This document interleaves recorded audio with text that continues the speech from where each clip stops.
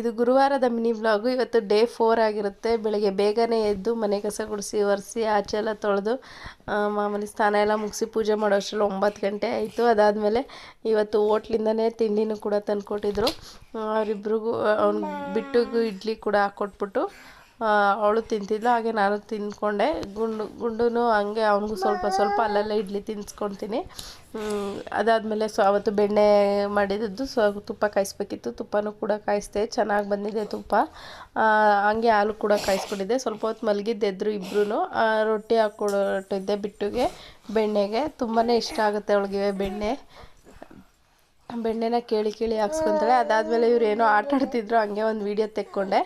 ಅದಾದಮೇಲೆ ಸಂಜೆ ಆಗಿತ್ತು. ಜಿಲೇಬಿ ಕೂಡ ತಂದುಕೊಟ್ಟಿದ್ರು ತಿನ್ನೋಕ್ಕೆ ಅಂತ. ಜಿಲೇಬಿ ತಿಂದ್ಬಿಟ್ಟು ಇದು ಬೆಂಡೆಕಾಯಿ ಗೊಜ್ಜು ಮಾಡಿ ಚಪಾತಿ ಮಾಡಿದ್ದೆ. ಬೆಂಡೆಕಾಯಿ ಗೊಜ್ಜಿನ ರೆಸಿಪಿನ ನಾನು ಯೂಟ್ಯೂಬಲ್ಲಿ ಮಾಮೂಲಿ ಮಿನಿ ವ್ಲಾಗಲ್ಲಿ ಹಾಕಿರ್ತೀನಿ, ನೋಡಿ.